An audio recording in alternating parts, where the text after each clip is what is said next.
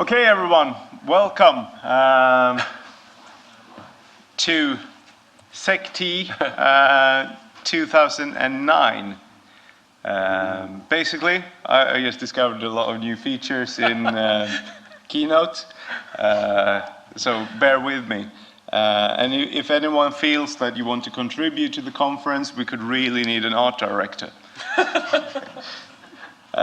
So anyway, welcome to SecT 2009. My name is Thomas and I'm one of the main organizers. And basically what we're going to do here today is to first go through some small logistics, and then I'm going to start with the first presenter. The theme for this year's conference, or the theme, has been ubiquitous and embedded computing. Basically what is happening today, except that I spelled everything wrong, I just realized when I saw it on the big screen, is that computers are more or less everywhere around us. No matter if you checked into a hospital or withdrawing money from your ATM. And the internet is also People connected. know this already, though. I know, but so what we want to explore is how does hacking and information security change during this fact? What's the problems with ATM banking, automation, healthcare, small terminals, when we have Linux in our cell phones? All our networks will have very fuzzy edges. So basically, how does this affect information security work and security in general? That has been our theme when we did the call for papers this year. So we're very happy that we have got a lot of submissions, and also we invited a few speakers that we wanted to see. And all of the speakers that we wanted to see here this year actually accepted our proposal to speak. So we're very, very happy about this year's speaker lineup. Because basically we wanted to create a conference that we wanted to go to, so we don't have to go to the US or Canada or someplace.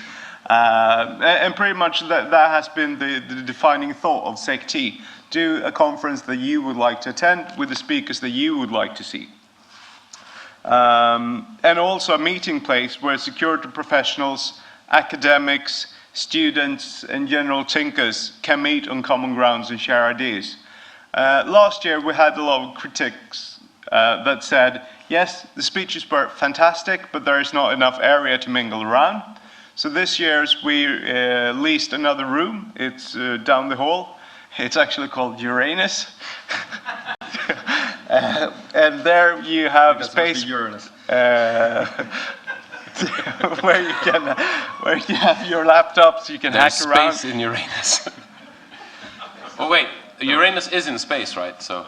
And basically, we have some tables there where you can use your laptops. We're also going to have some challenges there, so you can see work on the SecT challenge.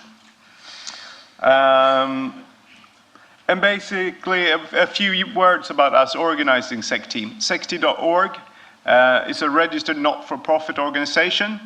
So every money that we take in here eventually goes back into the conference and to education around information security risk. Not that we ever made any money, so yeah, we'll see. But if we eventually make money, it will go back into the conference. And we need your help. It's an open organization, so everyone can join if you want to participate in the conference and feel that, hey, these guys really need a new art director. Please feel free. Or if you really like economics and accounting, or just have general interest in... Even if you don't know what you want to do, just if you want to help, come see us or drop a mail to info@sect.org. Just, tell us that you're interested in helping out, because we really need some help for next year. We just barely managed to scrape through and make this conference work this year with 4 or 5 people that were involved. So we really need some help. Okay, for the domestics, yes, you can keep your phones on, but keep them on silent and respect our presenters. Same thing with your laptops. We encourage you to have your laptops on, but it's not very fun to present if everyone is like, I don't know what they're doing, compiling stuff while I'm talking. So please try to respect the presenters. We have some power provided for you, and also a wireless network set up. I guess everyone has found the wireless network called SecT that doesn't require authentication. Otherwise, now you know. And if you need to leave any session, speech in progress, please do so silently as possible anyway. And we're going to have lunch today as well. The lunch is going to be served just to the right of here. There is a lunch restaurant. And for the students and some people like our organizers that doesn't have the catered lunch, there is an open lunch restaurant just if you go down the hall to the left. Right to the left, there is a lunch restaurant there that serves normal lunches at very decent prices. And that's for the student registered and us organizers. And the lunch here for the conference attendees is sponsored by IBM. And the coffee breaks, as you noticed, is just outside here. And they will be sponsored by Cybercom. And also, if you feel that it's too stiff just drinking coffee, and if you have some great discussion sitting in the smaller room, it is possible to go buy some beers from the lunch restaurant there, to sit, hack around, have a beer, maybe while you're trying some of our challengers. The organizers, basically Ole Segedal, he's a speaker liaison and responsible for booking all the speaker travel. He has done a hell of a job. Also, he's the head of our Call for Papers committee, where I also vote. And then we have Kenny Johnson and Victor, who has been handling our sponsorship and marketing. They're standing in the back there. So they're the guys who have been handling all the sponsors and marketing, making this happen. We have Matthias Båth here. He will do the Q&A sessions with the speakers and also be moderating the questions for the speakers, and then doing interviews with the speakers afterwards. Then we have Jörgen Olofsson and Johan Persson. Jörgen is here somewhere. That has been doing our SecT challenge for 2009. If you haven't looked it up on the web, look it up now. We have actually just published half of the solution for the first level, because we made it a bit hard this year. Because last year we had a lot of people like, oh, I cracked the SecT challenge in 1 hour, I just didn't start until the last minute. Okay, and we had quite a few of them. So we thought, okay, let's make it a bit harder this year. So the first level has been published for 2 weeks, and no one has cracked the first level yet. So we just published half of the solution. And right now there's 3 stages of the challenge. If someone is really, really quick in cracking them, then maybe we'll publish the 4th. But as of now, the N is 3. And please work on the challenges if you like to. As soon as the first level is cracked, we'll publish the second one. So that's it. And apart from the speakers, we'll have the challenge for you guys to work on. And we will also have an antenna build-off. It will be in the smaller room again. And basically, you will get antenna connector, and you should build the best possible antenna that will give you maximum gain for the 5 gigahertz band. Because everyone has built antennas for the 2.4 gigahertz band, but now let's do it for the 5 gigahertz band. It's sponsored by Tadcom. And also... Uranus, just try it. Uranus. Uranus. Thank you. The conference pub this afternoon will head off after the last presentation. About 1,800 hours is the plan to be there. And we will have drink tickets for all attending we don't give them away now because some people leave and whatever, so we'll hand them out there to you if we see your badge. And we'll have dinner there. On the website, there is a small menu of what you can choose from, 3 dishes. If you would like to have dinner with us, it's a very reasonable prices. Just drop us a mail and we'll try to prepare the chef so he knows if we're going to do 200 steaks or 200 salmons. Yes, and also, as I already told you, the Mingle Workshop area. It's in Uranus. Okay, and that's it pretty much from us organizers. And without further ado, you can introduce the first speaker. No, go ahead. You do it. Okay, I'll do it. Please give a warm round of applause for Mr. Jacob Appelbaum, our first speaker.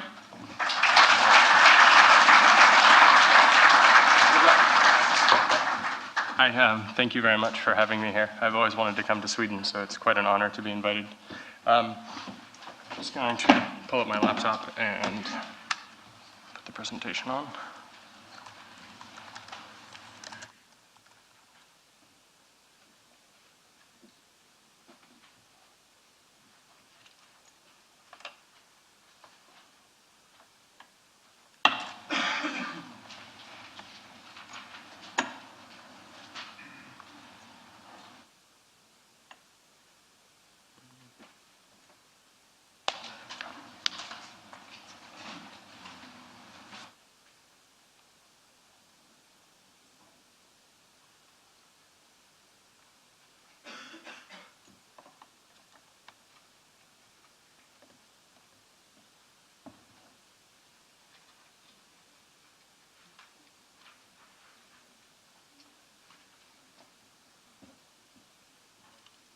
I forgot something. There we go. Excellent. Okay, so this is kind of a little bit of a crazy talk because the people that invited me sort of suggested that I'd be giving one talk, and they said I'd have about 60 minutes. But I looked on the schedule and I found that actually it's 2 talks that would comprise about 4 hours of material in 60 minutes. I thought about different ways to present this. The first way was to alternate the slides, so we could just do both topics at the same time. But I thought that that might be a little difficult. So we're going to do it in 2 parts. The first part I'm going to try to breeze through because I feel like it's maybe not as interesting, and but it might actually apply more. And the second part I actually wrote in the last 4 hours or something. So it's actually really exciting to me. It's what I've been spending all my time working on. The parking meter stuff, also there's extensive press coverage and documentation and some videos of that talk. So mostly I wanted to present that as a way to start a discussion, not necessarily to go over all of the things I'd previously talked about. And the magstripe stuff is mostly about my historical love for Oberlin Smith and other interesting people that have worked on magnetic stripes, and basically about like the physics behind it, and also how to actually practically use that. So, without further ado, I present you Act 1, Smart Parking Meters. So basically, Joe Grand, Chris Taranovsky, and I, Joe being an amazing electrical engineer, hardware hacker from Grand Idea Studio. He lives in San Francisco, as do I. I'm from these places and associated with these people. I started a Noisebridge hackerspace in San Francisco. It's like a Chaos Computer Club, Chaos Clef, basically. It's pretty big. It's a nonprofit with over 100 members who are cash flow positive. And we do stuff like this research, not really particular for corporate interests or academic interests, but because we're actually just interested in hacking the planet. I've worked on a couple other notable things. Most recently, the cold boot attacks and the Rogue Certificate Authority. You might have heard about that. I'm also interested in looking at crypto systems. So, Chris Taranovsky also worked on basically all of the silicon die analysis. It was done by him, and he is pretty much the most brilliant smart card hacker on the planet. He's attacked every smart card system that's ever been designed, and I think he's probably broken everything. Like, I can't think of something that he attacked that I know that he attacked anyway, that he did not break. I personally really dislike parking meters. I don't know about you guys. My motivation was not really altruistic. I mean, I don't own a car, to be fair. I have a motorcycle. But I really dislike the fact that we spend millions and millions of dollars on parking meter enforcement. And I found that it was a little bit distasteful, especially in the United States where we have huge social stratification issues, where we have homeless people on the street, and then we spend $35 million on little parking meters every 5 feet. It just seems like a kind of opulence amidst poverty, especially in San Francisco, that I can't really get behind. And so I wanted to sort of shame the city of San Francisco. But it wasn't just the city of San Francisco. I just kind of wanted to, I guess, poo-poo on the idea, if you will, of using electronic devices for parking meter enforcement. I sort of feel like people trust machines a great deal. And that's part of the reason that this conference is here, is that people really, really trust machines for almost every aspect of their life. So what I wanted to do was bring some doubt into that trust. I wanted to say, you know, you have this system, it's true, it said that your parking meter had expired, but maybe that system isn't perfect. And if we can chip away at that assumption, then maybe people can start to protest things that are essentially unjust in some regards. I mean, I know that there are some good reasons for having parking meter enforcement, but in general, I just am so annoyed by the actual cost of it that I don't care about the good benefit. So we basically wanted to dive in deep to this, and we looked at a lot of different parking meter. Basically, all the different systems you could think of, they've been documented, they sell them online, you can buy them on eBay, and there's a lot of money in parking meters. So the actual industry itself is a multi-billion-dollar industry, and there are tons of different types of attacks that you could do against these pieces of hardware and against the software systems. And they interconnect between all sorts of different networks that you regularly use, sometimes cell phone networks, otherwise a smart card network or credit card networks. And so there's all sorts of different intersections, and it's definitely a multidisciplinary area for attack. If you want to focus on breaking one system, you're going to need to know about a couple of different types of systems or networks or computing devices. We basically wanted to look at it from a high-level perspective, looking at all the different systems that are around, and we also wanted to actually perform a case study. And since Joe and I both live in San Francisco, we took that place to task as a specific attack target. You could probably do the same thing in your city. I didn't include one of the newest slides in this talk, but I probably could show it later. But essentially, San Francisco, after we gave our talk at Black Hat, started fielding some other parking meters of other designs. They use like physical tokens, which are kind of an interesting way to solve gaming the smart card system. And I'll get to that in a bit. So we basically have all of these different features that we want. We have audit logs, so you can make sure that you know that when you've paid, that you have an entry there so that they can track to see who spent what. And of course you have role separation, which is kind of useful, so that if the person that collects the audit log can't collect the money, they have a very different incentive for ensuring fraud isn't happening. If the person that collects the money is the person that collects the audit log, then they can just change things, and then they have some sort of digital proof that they haven't stolen from the system. So it's kind of interesting because some of the systems actually have a serial bus on the outside of them, or via infrared, where you can download the audit log, or to change it, or to tamper with it. For example, in San Francisco, we had mechanical meters in the beginning.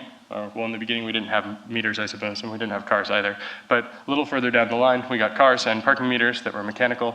And those parking meters were pretty good for quite some time, but we had some fraud issues in San Francisco, apparently something like $3 million in change over some number of years. It seems like the solution, according to the city, was that we should implement some sort of role separation, electronic tracking, and all sorts of fancy buzzwords. And the idea was that if we were to do that, it would become so complicated and so secure that no one would be able to defraud the system anymore. And of course, that's probably not the case if you work with electronic systems, but for people that don't know anything about technology, that sounds like a great idea, and they should spend millions of dollars on it, and so they did. In the case of some cities, they're actually entirely electronic. San Francisco is a hybrid, so it's actually either coins or a smart card, and in some areas it's credit cards, and it prints a ticket. And they've been actually doing some field trials previously. I just hadn't actually seen the other field trials, so it's possible they were there before our Black Hat talk. But any embedded computer has a series of things that you're going to have to audit. So for example, if you have something that takes credit cards, you have the ability to verify that the credit card is valid because of known algorithms of credit card validity. But it doesn't actually tell you if it is if the charge is actually something you can authorize, because just because a card is a valid MasterCard, it doesn't necessarily mean that there's actually any money in the account. One of the tricks in Toronto I've heard about is that people back in the, I guess when they were generating credit cards just for fun to see if they got it correct, they would actually go to the parking meters, which did batch verification of processes. So at the end of the day, they would run a bunch of credit cards. They would be able to swipe the card, and without actually defrauding it or using the ticket, they could tell if the machine would think that it was valid. So they were actually using a third-party implementation without having to own it as a verification process for fraud, which I think is kind of hilarious. And then at the end of the night, then of course it would be they would try to debit a payment, and it would probably fail because they just pulled the card out of thin air. It's the AOL credit card generators. It's not particularly interesting, but kind of a funny side note. As you can see here, this woman actually has a serial port, and there's a computer that's attached to the serial port of the meter. So this right here is a small embedded device, probably running Windows CE according to the documentation from the parking meter's website. And it's put into the coin slot. So the coin slot in this particular meter implementation in San Francisco, this is the J.J. McKay parking meter. It's actually the coin slot itself. So they wanted to do role separation, but they only wanted to have one key, right? So you can plug into the serial port without opening the meter by design, because they didn't want the people that open the meter to be the ones using the serial port. Interesting, right? Okay, that's one way to do it. I mean, it's interesting because what they were trying to protect against is very obvious here, right? They were trying to pretend that technology solved all of their problems. And technology doesn't solve any of your problems, right? It's like the famous quote from Jamie Zawinski about regular expressions. So you have a problem, so you use regular expressions. Now you have two problems. Right? So, I mean, I think it's pretty much the same thing here. There's other hilarious things about this. I mean, these parking meters are just incredible. I mean, if you really want to sort of I don't know, cut your teeth on breaking something, just buy parking meters on the internet. And if you can get a full parking meter system, which probably is a little bit of work, you would have the ability to access these different administrator interfaces. In San Francisco, the multi-space meter that I just found on the street, I was having lunch at some company's headquarters, and basically I left, and when walking down the street, I saw these huge multi-space meters that have a solar panel on top, and they have a display, and you can print a ticket and you put a credit card in to pay and stuff. And I looked at it and I just kind of mashed the keypad a couple times. It's I wonder what happens if you do that, And what happened was that an administrator menu popped up. So some of these interfaces are even easier. So under Other, you could also file holding a button and then letting go of another button, and it will pop up a menu that will allow you to print debugging information about the meters. And I posted this online along with some photographs of step-by-step how to get to the administrator menu for these types of meters. And someone in Chicago told me that deployed actual meters using that firmware from that vendor or firmware much like it. Even in the field, they don't have a password, and you could go through and administrate the machines. It's actually kind of an interesting thing though, because on the one hand, it doesn't need to be secret information. In fact, I kind of like the idea that you as a citizen can go and pull up the audit logs, and then you can have a printed verification, and you can say, hey, what's going on here? I see that this is different than what you guys reported. So I mean, I think that's kind of probably a pipe dream that anyone would ever do that, but I mean, adding a password protection feature to that probably isn't that important, except that in the same menu, it allows you to activate the infrared sensor. And it's interesting because the infrared sensor is actually sunk into the meter. And so it would maybe be possible to build an optoelectric relay where you could stick it into the device, and then the parking meter maid will come up and use the administrator feature. And you could have a small circuit board that looks a lot like their infrared and then actually just records and plays it through if you wanted to. So an ATM skimmer for infrared devices. So I mean, it's all of these different protocols, and they all have their weaknesses, but I feel like they haven't, even the physical design of the meter shows that they probably weren't thinking very much about that, because they wouldn't have made something that was easy to set something into if they had. I'm going to show you a series of photographs of different meters. This is Austin, Texas. It'll say the city or country at the top. This one has what looks like a smart card and a coin slot, so it's a hybrid, and it has a digital display, although you can't really see it because someone really didn't like that meter very much. This is the Chicago meter, so this is basically the same thing as the San Francisco meter that I was just telling you about. And I think it's maybe slightly different, but basically it's a little different in San Francisco. The LCD is a little to the left, and then on the right there's an infrared display in San Francisco for some of those.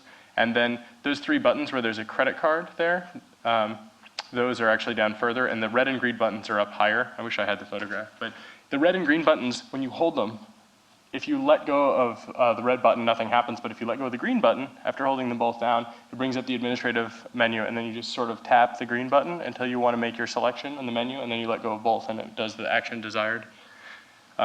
So it was like up, up, down, down, left, right, start, select. I don't remember very well. I was never very good at video games, but basically the same thing. Vancouver has this really cool system in that it's basically three in one. So you can pay with a smart card, you can pay with coins, and it has a digital display, or you can pay by phone. And I was told by some locals the way that this works is you pay by phone, and when you're paying by phone, you tell them the meter number, so 60399 is the meter number for the left, and then 60651 is the one on the right. And essentially what you have is a list that every meter maid has. And they know that when they see an expired meter, they check that list, and if you're on that list, you're A-OK. So they actually have a separation of payment system. Now, if that's actually true, what that essentially means is that you have the ability to game these meters by gaming a totally different system entirely outside of the meters themselves. So they basically said, like, here's this. If you can't break it in the first two ways by using slugs or hacking the smart cards, see if you can phone freak your way into free parking. I wonder how well that they've secured that or audited that, because it seems like probably not very well, I'm just guessing, just by looking at the way that the actual meters themselves are developed. In Israel, they have the same thing. This is a Palm meter. It's slightly different, but it's basically the same as the JJ McKay. JJ McKay is a Canadian company. They have a lot of information online. It's pretty helpful. I think they probably hate me, and I'm sorry about that, guys. If you're watching this video, really, nothing personal. Some people have previously attacked these systems, and actually, before we gave our Black Hat talk, some people thought we hacked the Chicago parking meters, which we did not. They just had some very strange bugs in their firmware, which we think was probably because they hadn't considered how greedy they wanted to be when they implemented the system. And it looks like they had some sort of overflow because they put in a number, and that number was maybe too high, and they hadn't had a proper set of tests. So when they raised the rate, then meters started crashing because they couldn't do the calculations for the prices. We're not totally certain of that, but it seems like that's the case. And also it was possible using a universal remote control. I'm going backwards here, and skipping over the middle. But the universal remote control, it's basically, some people figured out how to fuzz the New York City parking meters with a reset, and you could cause people to get tickets and stuff like that, because you could cause the meter to crash, or you could cause the meter to deduct change. And no one really actually sat down and thought about how to do that. No one actually figured out the exact bytes and published it anyway.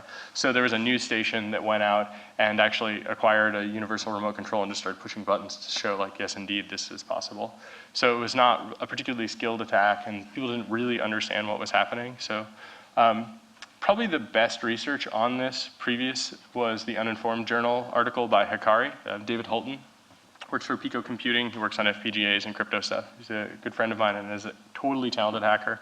He wrote a great article that basically, if you read that and you read the slides that Joe and Chris and I have created, you could probably take that and you could really do a good analysis on any parking meter system that exists. But he specifically focused on stored value cards, and if you know anyone from Eastern Europe that's been working on stored value cards or smart cards, you know that they broke those systems a decade ago or more. So it's a lot of this stuff is old hat applied to so-called new technology, but a lot of it is actually designed in the 80s and 90s, and it's still in existence today. So it's, I guess, a historical lesson.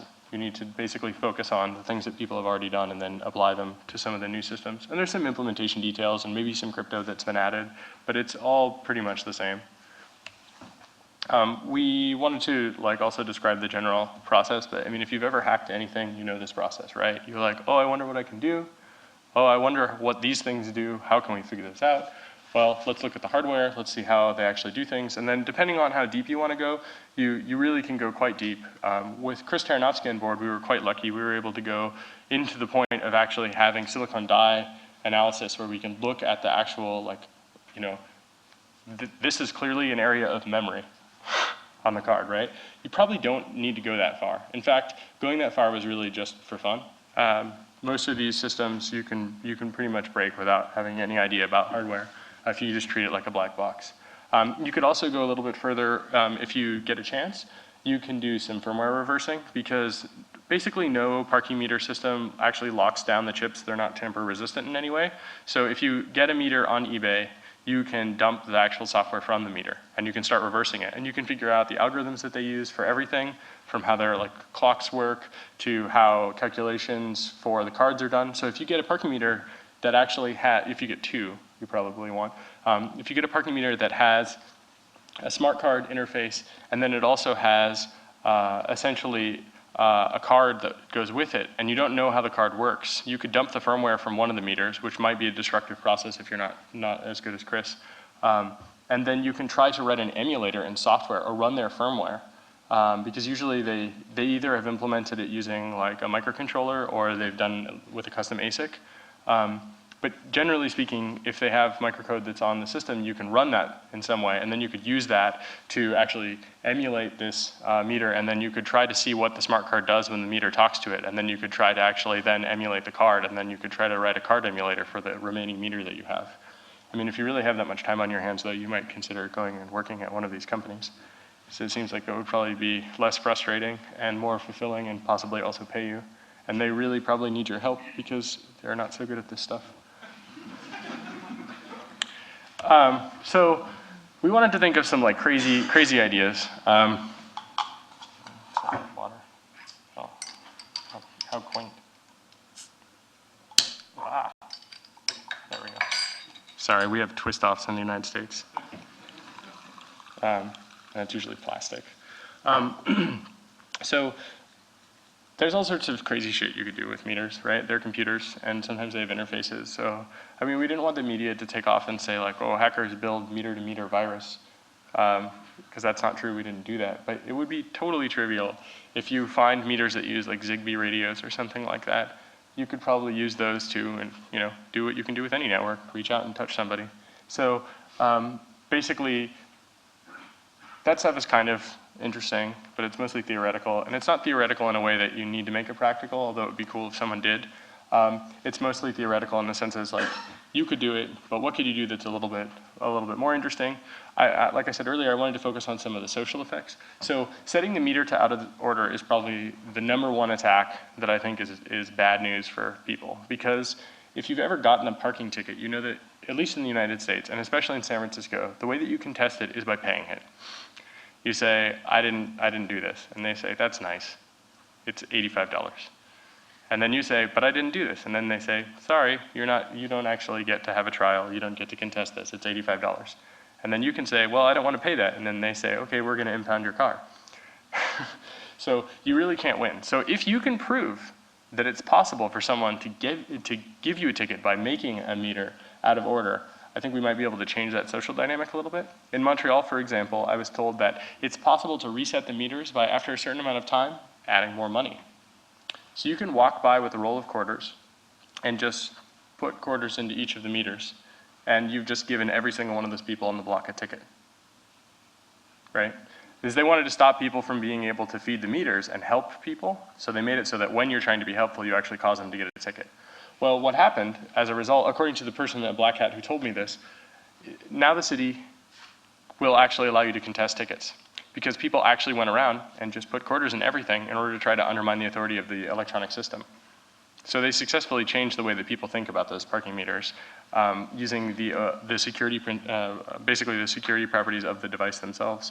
And I could get down with that. I like that.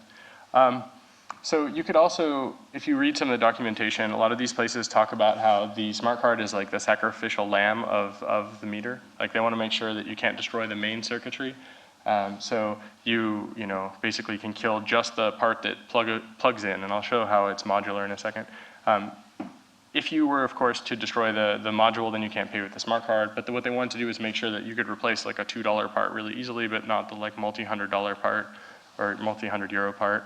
And that's kind of interesting because what they did is electrically isolate some of these components so that if you had like a large enough amount of voltage and amperage to like, basically jack into one of these meters, you wouldn't be able to destroy the whole thing. But sometimes they make mistakes. So like, for example, I mentioned the serial buses on the outside of the parking meter. That one, as far as I can tell, is not electrically isolated in the same way as the smart cards. So if you just know where on the meter to point your taser, it might be possible to do that. And that causes an interesting effect, which is that in San Francisco, the meter system feels closed. So basically that means that when the meter isn't working, you get a ticket, right? So, because you're parked there and it's out of order. And of course you could potentially, depending on the way the smart card system works, it might be possible to make a legitimate user's credit or payment system blocked in some way. And another couple things we thought about, which are not particularly interesting until the last one, is basically just the ability to change what the meter is thinking or doing in a smarter way. And of course, being able to modify the audit log is kind of an interesting thing. Because what happens if you were able to modify the audit log? Will the city come forward and tell the public that someone has entered things into the audit log, like, hello, I have entered into your audit log? Tell the entire city about this. Like maybe they probably, I don't think they would. We of course thought, for those of you that have ever watched The Simpsons, we thought it would be kind of funny if someone changed the meters to say every day is Sunday, Sunday, Sunday. It's a cultural joke that doesn't transfer. But of course the last one is the dream. Some journalists told me everybody hates parking meters and they hate meter maids and they hate getting tickets. So everybody wants to be able to defraud the meters. Like I personally just think people should ride a bicycle, right? So Stockholm is like my dream city. I had never been here before yesterday, and I just spent the entire day riding a bike, and I didn't need a car to get anywhere. And I kind of wish that every city was like that. I feel like it's really kind of too bad that modern society has essentially abandoned people riding a bicycle or walking. And we basically always take this transport when we don't need to. It's really unhealthy in general. And we spend like millions of dollars to deal with the costs of those decisions. Anyway, this is basically the same in every single attack scenario. It's not specific to parking meters. Hardware analysis is essentially exactly the same in every system, right? You're going to try to understand how the hardware works and what the hardware does, and then you can sort of start to think like the engineer that implemented it. And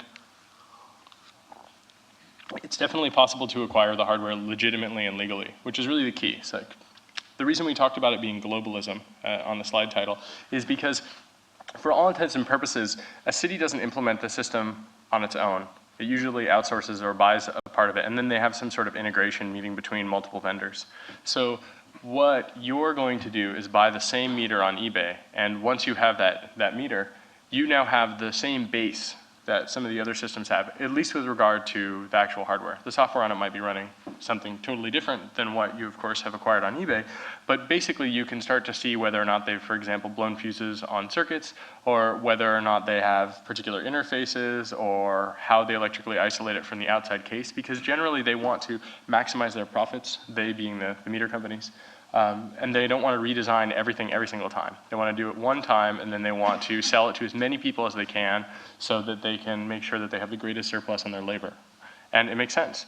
But what that means for a city is that they really need to vet these systems properly, because something designed badly once and sold to 100 cities does not mean that it is good. I mean, even though I might disagree with a lot of the things that the meters are used for, essentially, if it's a bad design, it's going to be a bad design everywhere. And so you probably would want to watch out for that. So this is one of the Duncan meters. I had a couple extra photos in here, but I wanted to pare it down. So I have about, I don't know, maybe 10 minutes left before I switch topics. But this is an electronic meter, but it also has, of course, a coin slot. And you can actually see sort of badly in this photograph. There's some screws, and there's a heavy area here. So you put the coins in here. and they travel into this device. And those set some pins, it's almost like a weird tumbler lock. And then you turn the device, and this rotates. And as it rotates, the depth of the pins, will actually push against the screws, and the screws are mounted in such a way that they actually push a button on a circuit board underneath. And that's what the circuit board underneath looks like. So pushing that button right there adds like some number of units of payment. And the meter is usually programmed in the upper left. That's I believe an infrared port, but it's programmed so that when you push that, it enters a unit of time or a unit of currency, and then that currency is then translated or calculated somehow into something that's on the display device. So you can actually see other parts of this device as well. This is the McKay Guardian, which is an early predecessor to the McKay Guardian that was put in San Francisco, I believe. And we didn't actually have one of the meters from San Francisco. If we had, we would have maybe photos of it or better photos or something, and we'd be able to confirm the exact hardware that we were able to attack.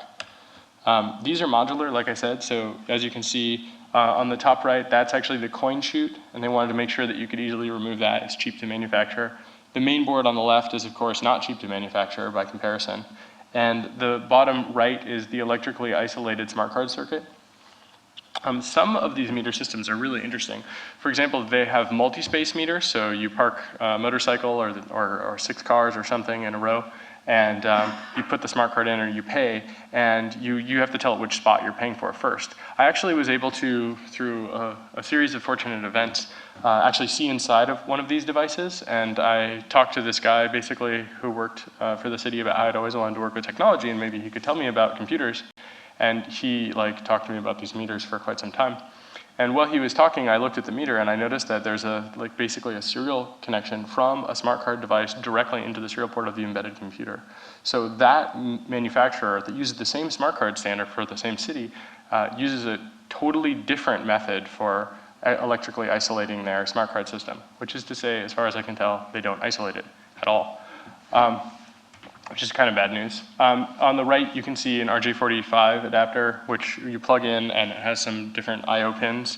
And here you can see, so we bought that McKay meter on eBay, and here you can sort of see, although it's the gamma on the projector's a little off, but you can see that we're actually using an Agilent oscilloscope to probe the meter. So we figured out how to put the meter into reset, and then upon reset, probing the different pins with the oscilloscope, it allowed us to sort of see what the meter does upon boot. So we were able to actually start to get actual data out once we realized, oh, this is an I2C bus, this is a what bus, and this is this, and this is that. And we started to be able to profile these pins and trace the pins on the board and stuff. And we just got to see which things interconnect to where, which is quite useful.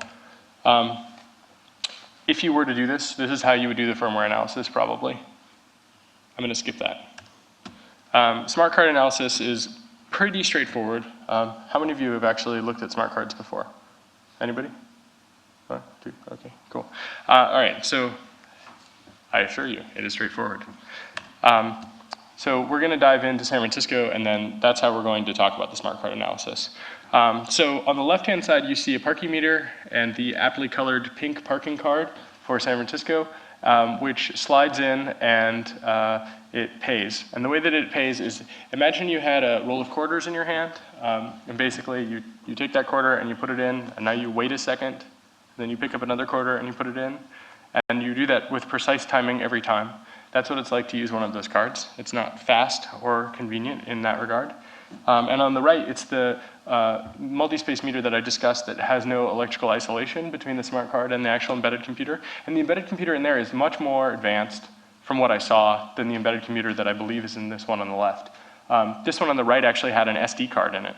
So maybe it's running like a free software operating system, booting off the SD card. I have no idea. But it looked like a small board that would basically be something that just interfaces with a serial port. And so it would be quite interesting, in fact, to see how that works, to see the traffic.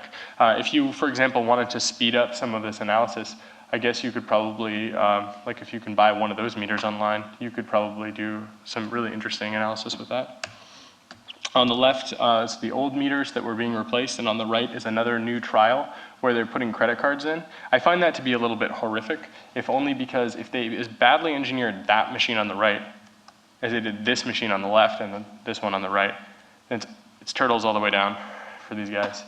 Because basically, if you wanted to, as an evil person or as an attacker, if you can open this device, then all bets are off, right? Everyone says physical security, oh, all bets are off anyway. Well, you could make it so that if you open the device and change it, that it destroys itself and needs to be reset by an administrator, for example.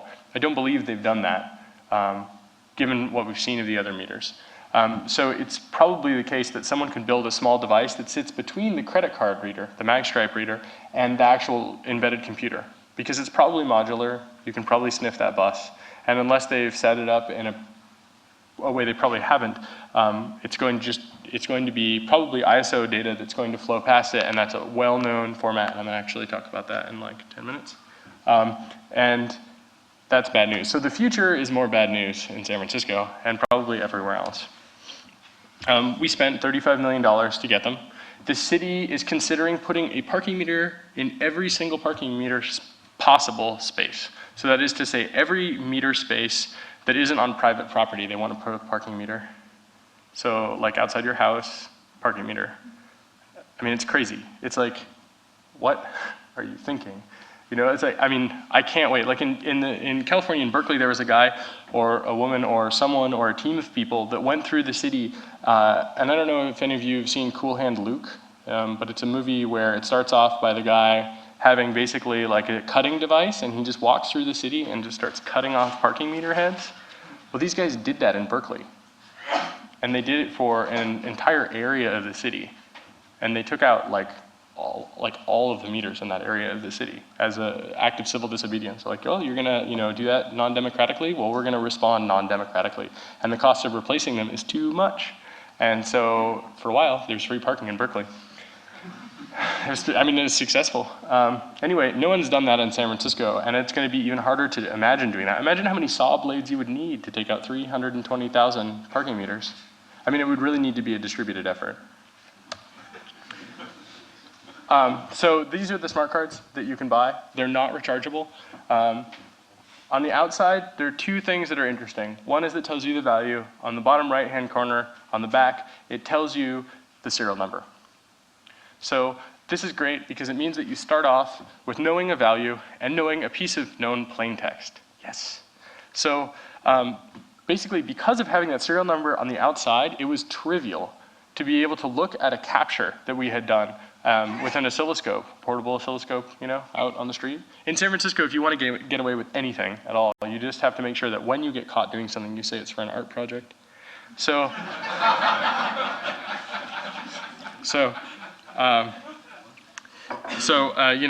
if you can imagine two guys that have always wanted to work with computers are sitting there with an oscilloscope powered by an AC inverter on a car at a parking meter spot, sitting there with a meter, like using that to capture traffic from a legitimate card, and then taking that recorded data back to the laboratory and sitting down with pen and paper and trying to figure it out. And it's like the eureka moment is when we saw the serial number. It's like, oh, if we interpret that data as asynchronous serial at 9600 baud, then we get the serial number. That must be what the communication protocol is. It must be asynchronous serial at 9600 baud.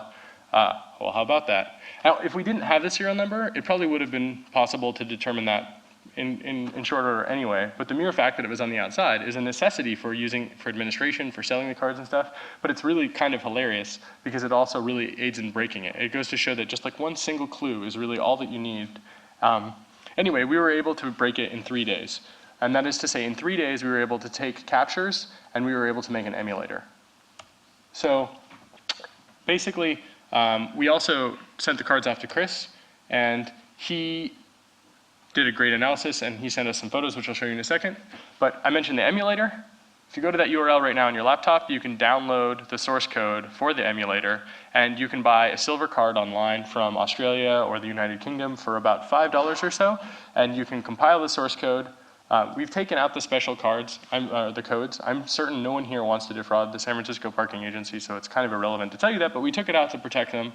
We also took it out because we didn't want to get sued and various other things. But basically, the only thing stopping someone from doing this attack is understanding that it can be done. So it doesn't really matter if you have the emulator, but if you want to look at another system and you want to do the analysis, we're happy that you could take this code and use it. So run with it, I guess.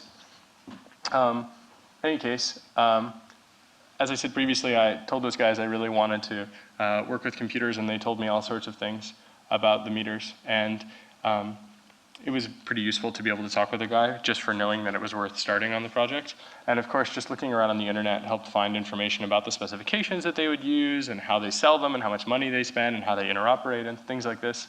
And I really like this. It's maybe kind of mean, but we got rid of the senior software designer's name from this email. This is an excerpt from a Sigwin mailing list post, which the URL is at the bottom of the slide here, which I guess will probably be posted online later. But the question that I often ask myself is like, what kind of trouble would these people have implementing the system? And when they have trouble, how do they look for answers? And the answer in this case is, and I want to read this, and it's not really, I mean, everybody like has trouble, right? No one's born knowing how to use computers. But in this case, I just thought this was like the most awesome email to find ever. I am learning how to use CVS, and as part of this process, I set up a test repository to, scare quotes, play with, and he shows the output of what he's doing.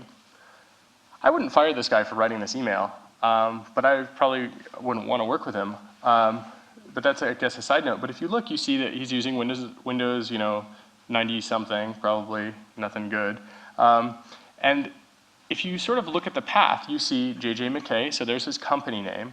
And then you go down a little further and you see Gem Plus. So now you know who makes the smart cards he's trying to program. And you see also GCC. So if you are doing firmware analysis on the firmware that this guy produces to work with J.J. McKay's Gem Plus implementation, you probably know how printf is going to be structured in the firmware now, right? I mean, that's awesome. But even better is the path. D:/source working ePurse. Well, ePurse is what they implemented in San Francisco. Good thing he needed to learn how to use CVS. So anyway, we decapped the cards. Basically, you throw the cards by cutting out the smart cards, and you toss them into fuming nitric acid, wear gloves. And then as a result, you're basically able to tell that there are two things. One is a custom fabbed ASIC, or maybe it's not custom for San Francisco, but they clearly designed this ASIC. And the other one is an 8051 microcontroller that actually emulates the ASIC, the earlier ASIC. Part of the reason I believe they did this was for backward compatibility. They probably realized they needed to make it programmable, because if you just have an ASIC, you basically have to throw the card away if you need to make a change to the protocol. Maybe you could reprogram the Gem Club memo cards. Basically, you could grab the code from those. It'd be pretty trivial to do so, especially if Chris is working on it, and you can grab that and you're good to go. Now, you can basically see here on the left the ASIC, and on the right you can see the general purpose programmable 8051. So you can tell the difference between the two of them, but you can also now know which one you're looking at. And in theory, if you see the one on the left, you might have a harder time, but once you break it, they have a harder time. And on the right, you might have an easier time because you can dump the code, but they also have an easier time responding. I don't think San Francisco has changed the way that they work, so it's kind of not really that important, I suppose, that they have this programmable thing until they actually use it. Basically, they have an implementation which is straight up ISO 7816. So if you read this spec, you get an idea. Specifically, if you look at part 3, electric signals and transmission protocols, you'll see that it's exactly what you would expect. This is the diagram that Hikari put online with his uninformed paper. And basically, it tells you how to tap. You know where you want to put your probes. We used a shim, and then using the shim, we were able to monitor it. These are some of the different transmission protocols. We found out that it was asynchronous. That's the shim on the upper right-hand side, and it's a normal smart card. Inside a shim, the shim is put into the meter, and then there's probes for the points on the card we wanted to monitor the communication for. And we found that it was a synchronous serial at 9600 baud 81, and we were able to, of course, decode it. And then once we had decoded it, we found that there's a protocol. And this is a great way to know that things are working out for you, is that while doing the decode, if you have one of these Agilent scopes, they're pretty great, you will find that it is possible to just literally turn a dial on the probe or on the scope And with one capture, you can interpret the data in many different ways, and you can literally just turn the dial and say, oh, that looks right. And sure enough, we did that, and we found the answer to reset code, which is what you would expect, right? The meter sends this, and then the card responds. And once you know you've got that, you're in. We grabbed a bunch of stuff, basically monitored a bunch of communications, and we did differential analysis on the different communications. The things that were the same were obviously the setup. The things that were different were obviously how the card was different card to card. So here's the protocol. I want you, whoever sees it first gets a decked card, right? So I'm going to show you the protocol, and then you just have to raise your hand when you see a problem. So the meter is sending data to the card, and the card responds. And then the meter reads it, and then it asks again. And then, of course, it asks for something else, and then it asks for something else, and it asks for something else. At this point, the meter says, well, okay, I've got you there.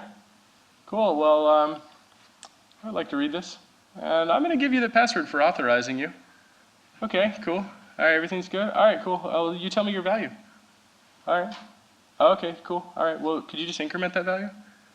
Cool, okay, you've been used now. All right, well, now we know that you've been used. So anybody spot the problem? Here? Yes? So the meter tells the card the password, and what does the card do? So it must be okay, right? Cool. Thanks, card. Okay, so what does that mean? There's no mutual authentication, right?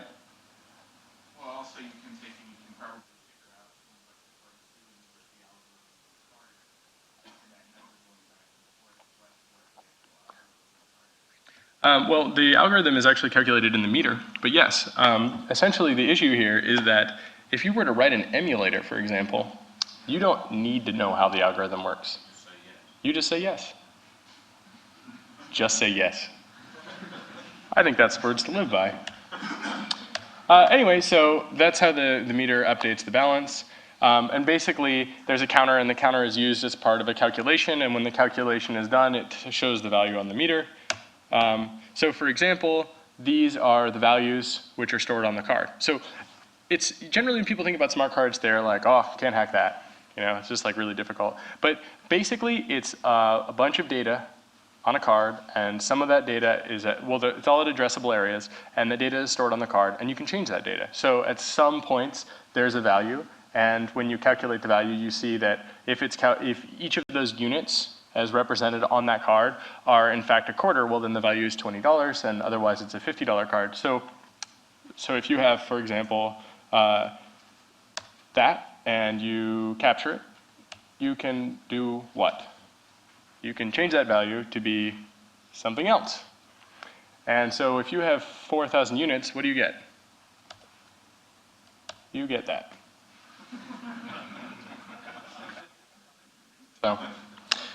So the best part about this parking meter card is that it's ported to the silver card, and that is basically used for smart card hacking. You can also pop out the silver card and you have what looks like a SIM. So it's like a SIM emulator. So if you wanted to, you could write a SIM emulator. It's kind of expensive though. It's probably easier to buy blank SIMs if you want to do that. But if you want to do smart card hacking that's used for satellite TV stuff or for authentication, if you want to write your own custom authentication system, this would be a great way to prototype it, right? But not a great way to like leave it implemented probably.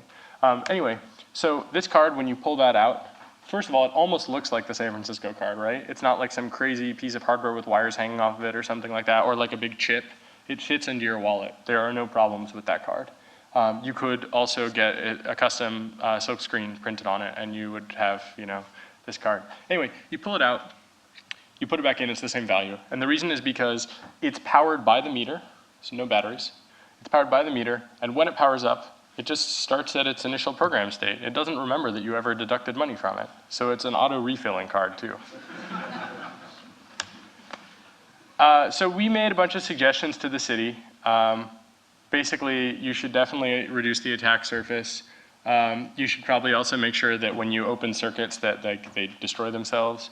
And we also really encourage them to build like a mesh network that would actually be useful. So if every meter could talk to every other meter, you could know where parking spaces were, you could look at traffic congestion, you could actually serve a purpose other than just taking people's money, which I think is not the world's greatest purpose. And alternatively, they should work on implementing Dr. David Chaum's anonymous eCash systems. Because if they were to look at the way that he solved eCash problems, they would realize that they were solving the same problem, that they had done it wrong. And it seems like it's important that the city should do that, at least in San Francisco's case, because I think that they are contributing to counterfeiting and fraud, and they should stop doing that. So we also sort of feel like people trust this hardware, and they shouldn't. And we want to make sure that people can point to our presentations and say, yes, I got a parking ticket, but that parking ticket is unjust, and let me show you why. These meters are crap. And then you can hopefully get rid of that ticket, especially if it's legitimately the case that you have gotten a ticket when you had previously paid. Also, in general, we wanted to encourage people to use this as a platform for riding bicycles. So if you have a car and you don't need one, please consider getting rid of it and ride a bicycle instead. It makes for a much better world. Okay, so tour de force here. Act 2.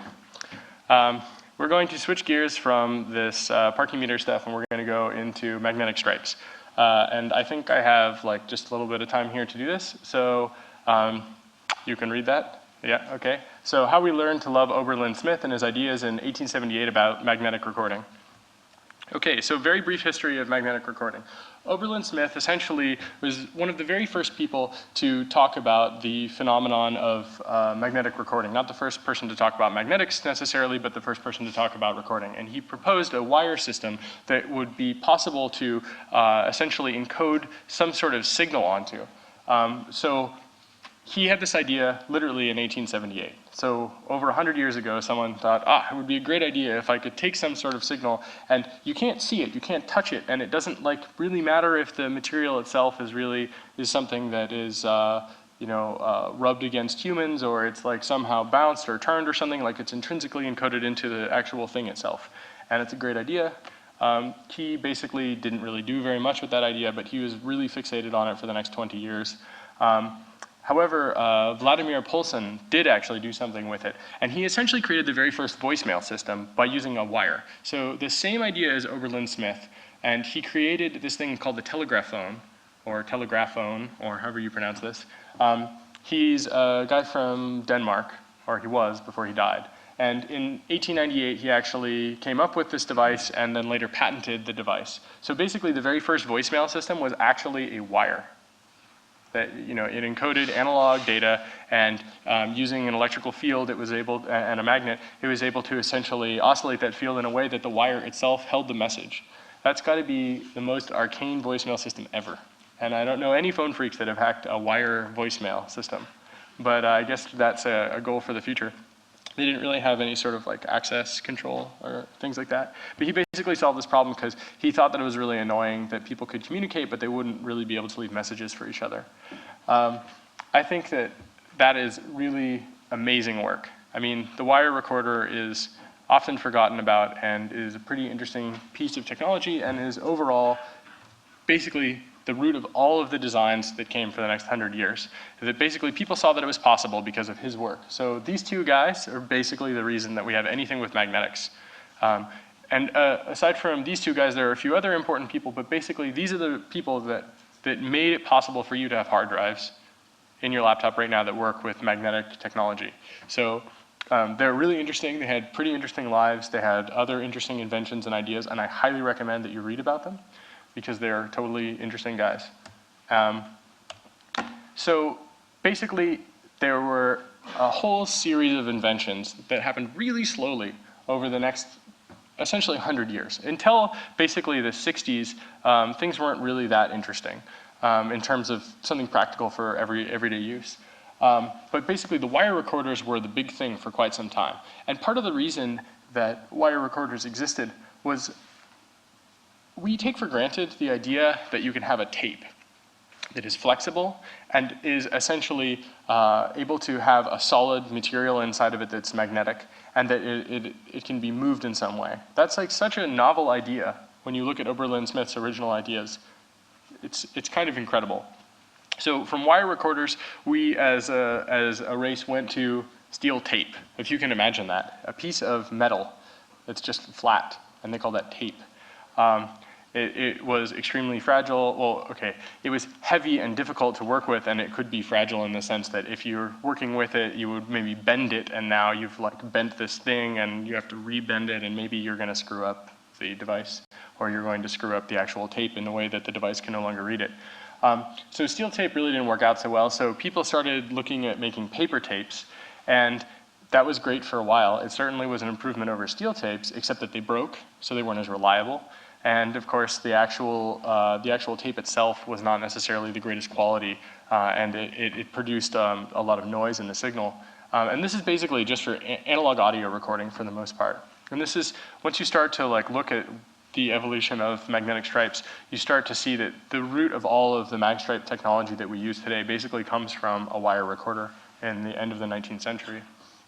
Anyway, around the end of World War II, there was the second voicemail system created, which was the British mail-a-voice. It's not really voicemail in the sense that you leave a message. It's more like you record your message, you fold a paper disc in half, and you put it in an envelope, and then you put a stamp on the envelope, and you write who it's to, and then you put it in a mailbox, and a week later they get it, and they open the envelope, and they take the disc out, and they put it in their recorder, and they play the message. How awesome is that? That's so awesome, right? But it took them 50 years to change the technology to get the equivalent idea. But really, if you think about it, the early wire recorder that Vladimir Poulsen created was actually a cylinder, essentially looked about this tall, and it had a series of rods, and it had a wire loop, basically, through the entire thing, and there was a reed head that would spin around it. Right? So that's incredibly heavy and very prone to breaking. So this paper disc was actually like quite a step forward. But I mean, it was very short. It didn't allow for recording of a lot of messages. It wasn't particularly reliable. And folding the paper, of course, made the device, or made the disc a little bit less awesome. Anyway, eventually we figured out that it was possible to make plastic-like tapes, and then to suspend a magnetic, a magnetic powder or a metal that could be magnetized into that tape. And now we had actual flexible plastic tapes. And those flexible plastic tapes were extremely useful because it meant that you could actually have like a practical reel-to-reel recorder where you could have things moving. Because they did have reel-to-reel-like devices for tapes, steel tapes and wire recorders, but it's totally impractical, incredibly heavy. It bends, it twists, it breaks. And it's really hard, for example, to tape back together, so to speak, a steel wire that's broken. You know, like get out the solder and hope that it works. And the same with the steel tape. So plastic tapes basically changed the entire way that a series of different companies worked, not the least of which was the audio recording industry. And it's kind of like an interesting side note, but there was a company called Ampex that basically made it possible for NBC to exist in the way that would allow for entertainers to record their particular performance a single time and then play it back.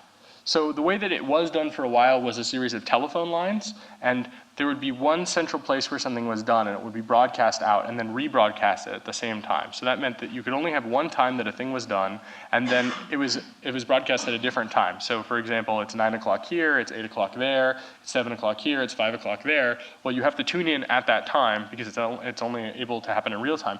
And the networks actually wanted to stop people from recording this because they owned the content. So they didn't want you to be able to time shift.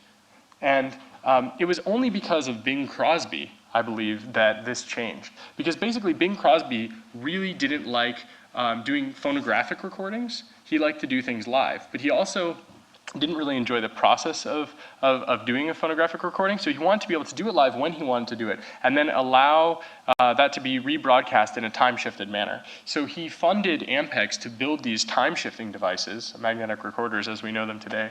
And they were huge devices, like gigantic devices, with motors that were driving these things and with like feedback wheels and stuff to stop the tapes and so they would have the right amount of tension.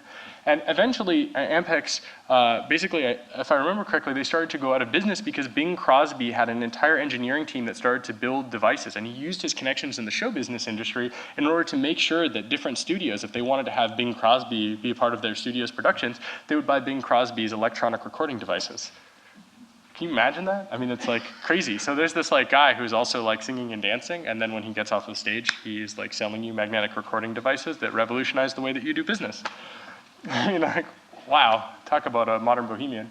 So next up, of course, is video recording. This has like a huge, it could be like 6 hours of talking just about like helical heads and like different kinds of video recording and like ways to encode fields. But basically the first attempts were black and white video with audio encoded, and it took 360 inches a second of bandwidth. I mean, you don't normally measure bandwidth in inches per second. Probably not when you use the metric system anyway, but let's just pretend for a second that inches make sense. And 360 inches per second is quite a lot. And it's also pretty incredible to think that there was actually the ability to record this video stuff. But it required a lot, and like several actual different, it required more bandwidth really than was available at the time with just simple straight analog recording. So they had to come up with new techniques. Anyway, audio recording and mastering is basically the thing that I find to be the most interesting about the early days, mostly because the video recording stuff, it's not really so interesting to me, I guess. Audio recording is the most that is like what we see today with magstripes. And that's the thing that I think is what you probably actually care about. So sorry for boring you with with my love for history there. But Forrest Perry and his lovely wife basically solved one of the outstanding problems that IBM had, which is that they knew that if they had a magnetic stripe that could be applied in a way to a card of some sort, then people would be able to carry around magnetic stripes in a way that would fit into their wallet or into their purse, and it would be useful. So he basically took these magnetic field strips, right? It's like, this is an audio thing, like you could maybe slide it if we could attach it to a card. So he gets out the glue, and he glues on the stripe, and it's like lumpy, and it doesn't work. And so he has this plastic-like substance that has this magnetic encoding, but he just can't get it on the card. And he told his wife this one day, and his wife said, "Oh, well, why don't you just try the flat iron, honey?" And so while she's ironing his shirts, presumably, he brings over the card and a stripe, and then she irons it. And it turns out that it fused perfectly with the plastic card. And he and his wife together had invented, with a little bit of help from IBM, had invented the magnetic stripe. The card that we all use today is an accident, basically. So, kind of interesting, 1960. Okay, so Forrest Perry is like the other guy, right? Oberlin Smith and Vladimir Poulsen are both totally awesome.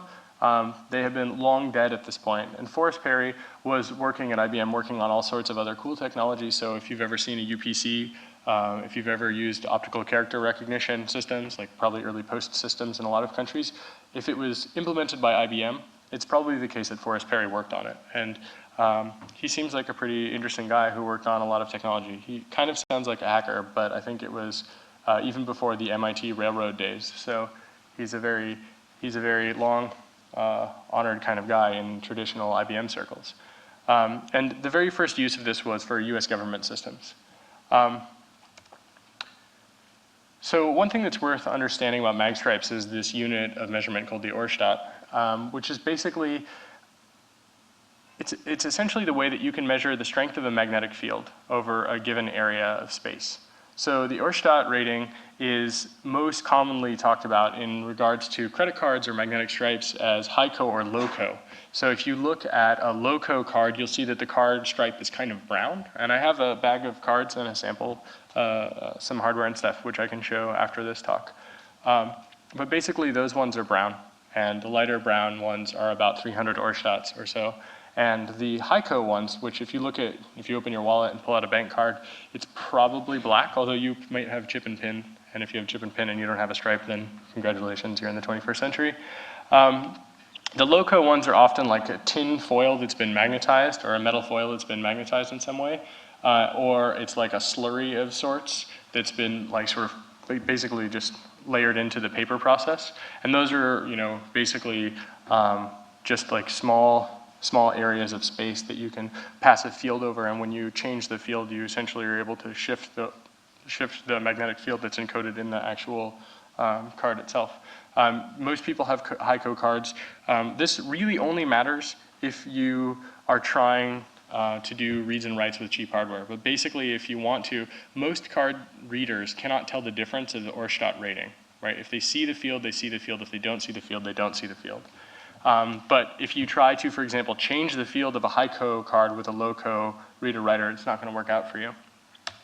So basically, IBM realized that they would really need to come up with a series of standards, because the only way that this was going to be practical or it was going to work is if people adopted not only their hardware, but they were able to interoperate with it.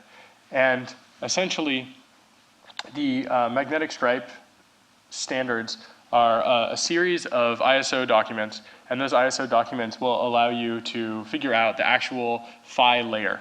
But basically, you have fields that change over time, right? The longitude of the card is the thing that is going to change, and you have buckets. And the buckets basically allow you to make calculations about what we're going to call encoded data.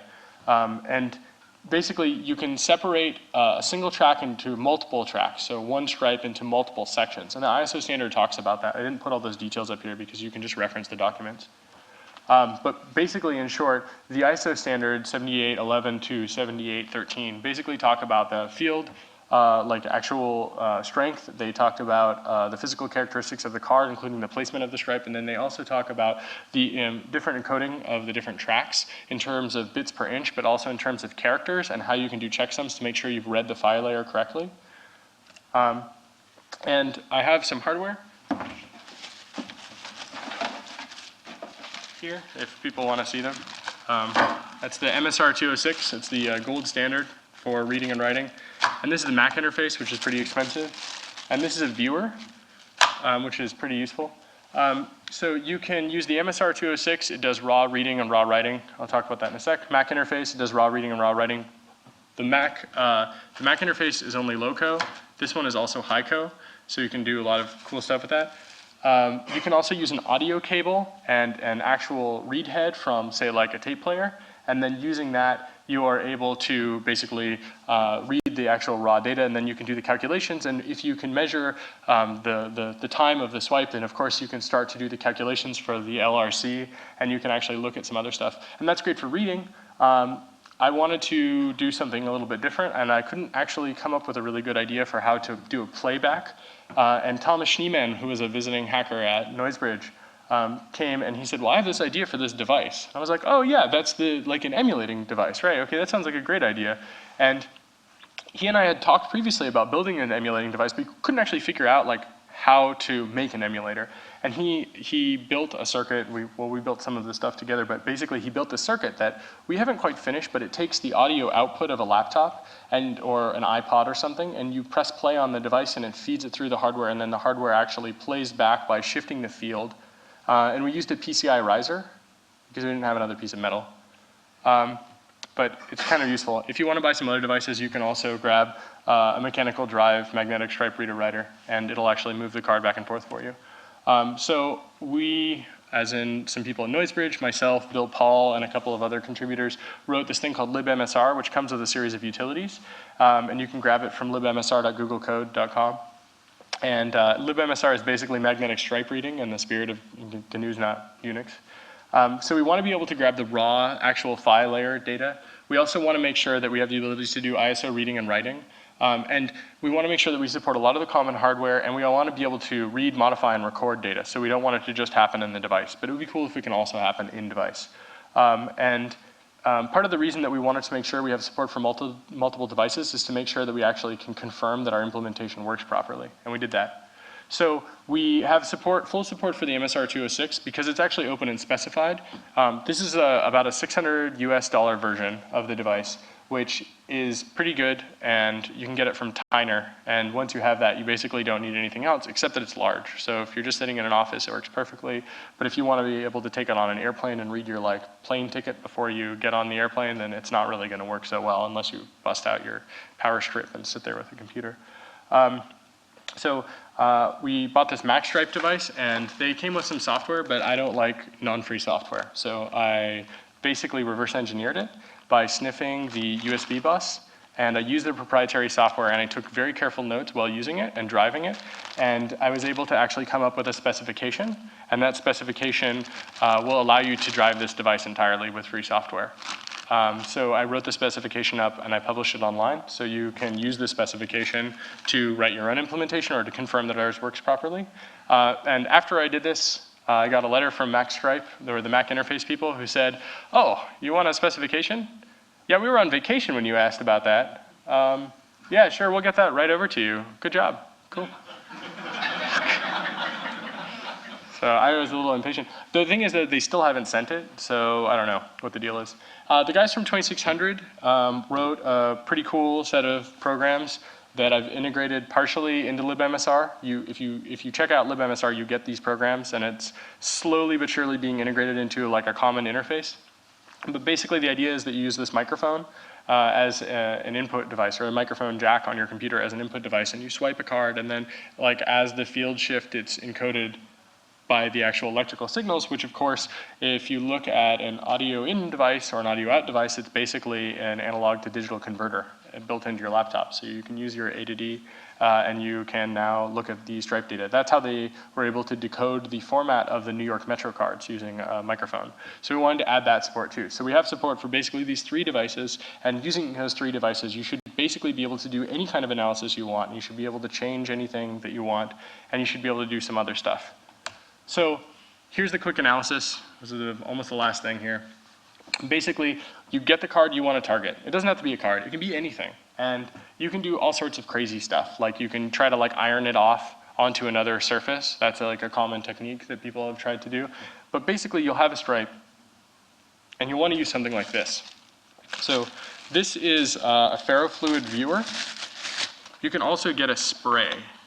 But basically, the idea behind this device is a very, very small piece of plastic with a cold metal back. And in between, there's a ferrofluid in back, which is this brown substance that's moving around.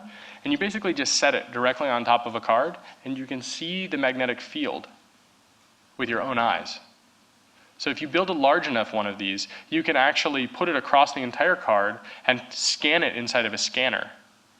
And then you could do basically optical field recognition if you wanted to. This would be useful, for example, if you wanted to confirm that your implementation actually worked properly. We haven't actually done that, because it seems like it's kind of a lot of work for doing something we already know that we did correctly.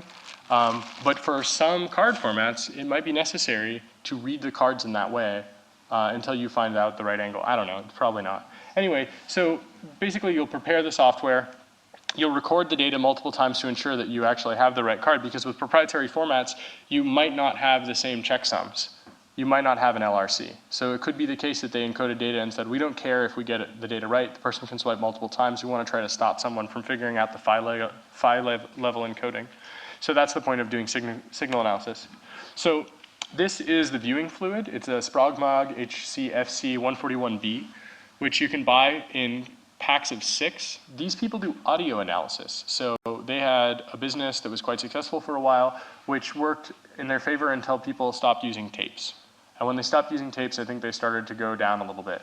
They're a really cool magnetics company, but largely they worked with audio stuff. So as audio stuff has gone the way of the dodo in terms of mag stripes, or magnetic fields and tapes in general, they have stopped making stuff. So you can really only buy it in 6, and it's pretty expensive. I think it's like $30 or more per can.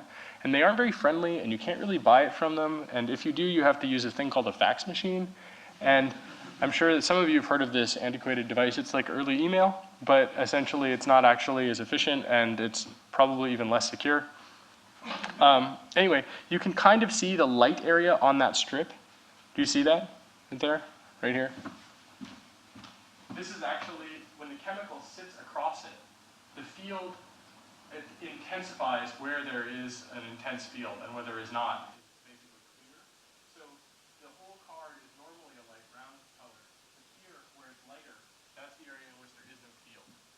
this allows you to do is see the card stripe with your own eyes. And you can now tell if it's perpendicular to the stripe or if there's a particular angle. So this is a hotel card key, and one of the things you'll notice is the card key actually says, you know, slide me in just a little bit. And you can see that the field goes to about there. So you know if you flip the card upside down, that the reader only goes to about there. So that's something that you actually care about. So now you can start to define a specification for this card, because the specification would probably talk about the physical characteristics of the magstripe and where it goes and so forth, and you can actually measure that now that you can see it. So that's kind of useful.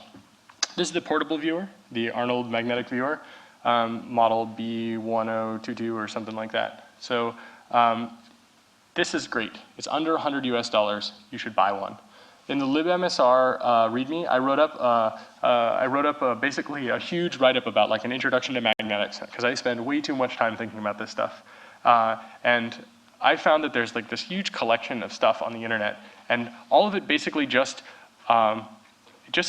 basically paraphrases some well-known things about the ISO standard at a very high level, like, yes, the first character is a %, and then you get some ASCII afterwards. That's not really that useful, because I personally don't care what the data is supposed to be encoded as. I actually care about the physical layer so that I can understand the different ways that software might interpret it, especially when writing custom software to interpret it. So if you read that README file, you basically will get all of this and then some with lots of references sorted. And there's an incredible book that I recommend reading. It's called Magnetic Recording, the First 100 Years. It's by IEEE. And it was published in the late 90s, so it's missing some stuff. And it doesn't actually talk about credit cards or magnetic stripes really at all. It mostly talks about the physics of magnetics. It talks about the mathematics behind it. It talks about different pieces of hardware and the historical evolution of magnetic stripes and magnetic fields. So this book is like literally the best book ever written about magnetics. And it goes into hard drives and other stuff. And from that, you can, and with those ISO standards and with a little bit of help from libmsr, you should basically be able to derive everything that you need to know about magnetic stripes. It's like it comes to you as a result of knowing this stuff. And this is like probably the best book ever on that subject. Anyway, that's what the magnetic viewer will show you when you use it on a stripe. This is on a particular proprietary stripe called the BART system, the Bay Area Rapid Transit System in San Francisco. I haven't really done very much with that, but I wanted to look at it because as a security feature, the BART people angled the stripe, right? Because you can't use this in a normal reader where it expects the field to be written perpendicular to the longitude of the stripe. Right? So as the stripe goes through, it's going to have errors because it's going to read that field and it's going to basically average between multiple areas on the stripe, and that will be wrong. So what that means is that with a viewer and essentially a piece of paper, you can figure out the angle of the stripe, and now you can build a custom piece of hardware, or you can use a shim that will allow you to make sure that when you swipe a card, or when you swipe a card through, that you're actually being read at the proper angle for the card. And that's really super useful. And so one of the future things that NoiseBridge is going to produce, probably I will be the one to make this, we want to build a magnetic stripe reader writer that can do high-co and low-co reading and writing, ISO formatted or RAW formatted. And really all that means is that the ISO format is done by the hardware. This device, for example, only does RAW. And then they do all of the ISO checking in software, which is great if you get free software. If you don't get free software, it's actually crap, and I don't like that. If they give us the spec, then we'll finish implementing it, I guess. Otherwise, we might just continue reversing it. Anyway, so we'll also have in the reader a ferrofluid device. And it will allow you to, if the design works out, we have to have it fabbed. But basically, the idea will be you'll have this reader, and you'll be able to put a card, when you slide the card in, you'll be able to see right there the angle of the stripe, and then tune the actual read and write head to be at the angle that you see. So you can make the device essentially self-calibrate for the proprietary format that you expect without having to use a shim.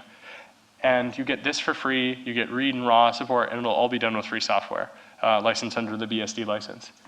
So that's the future work that we're going to work on, and I think once we do that, it'll pretty much be the case that anybody can do anything with mag stripes without using any proprietary software, and really being able to understand it from the actual physical characteristics of a magnetic field to actual interpreted data that is meaningful to humans and computers. This is the Not a Stripe prototype. In order to oscillate the field, we needed to like wrap a lot of wire around it. This is the inside. I flew with this. Can you believe that? Yeah, in my carry-on luggage. And the security guard asked me what it was, and I said, it's an MP3 player.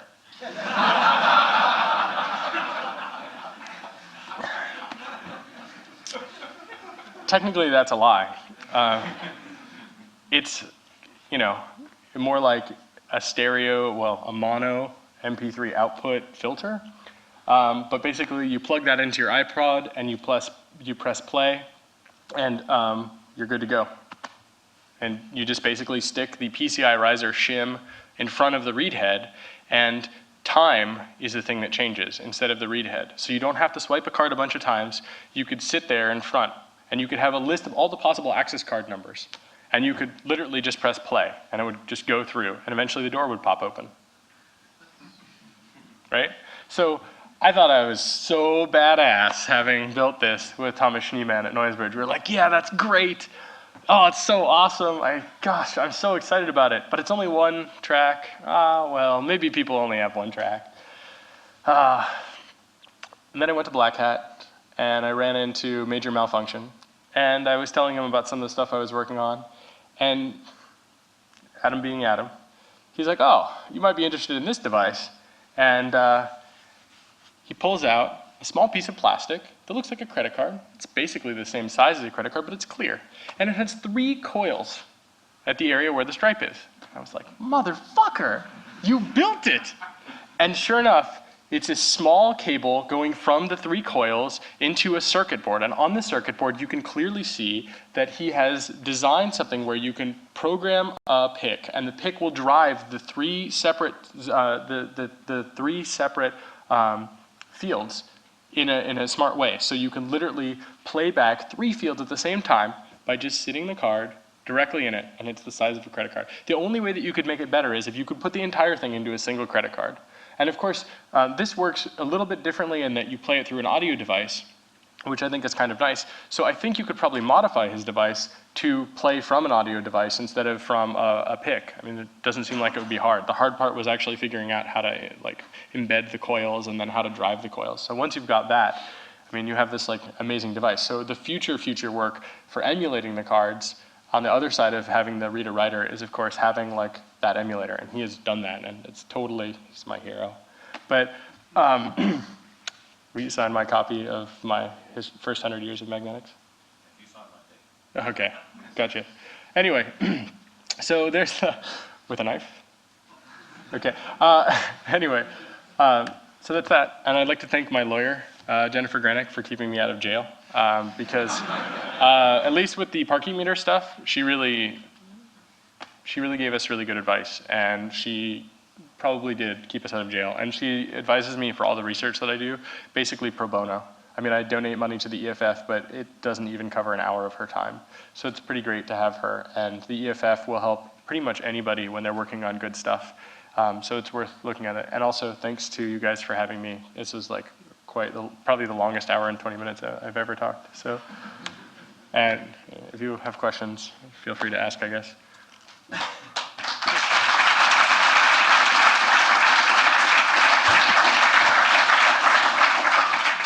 All right, thank you very much, Jake. Unfortunately, I don't think we have much time for the Q&A session. I think the next talk is about in 5 minutes or something. Is that right? 10-minute break. 10-minute break. We're going to go directly to a 10-minute break. Is there any, we have 1 or 2 questions for the audience, maybe, if there's anything. That's why I wanted to start off the question session, because you people never ask questions otherwise. But, all right, I think we can set up some of your stuff so that people can look at it in that small room named as the Outermost Planet, right? Yeah, and you're going to do a small Q&A interview with Jake. So if you want to be in the room during that session too, just exactly. But I don't think that we have time to do it between these 2. No. So 5-minute break, everyone, and be back. All right. 5? Okay, 10-minute break then. 10 minutes breaks. Be back in Thank you. 7 minutes. 1:45, we'll do the next talk. All right.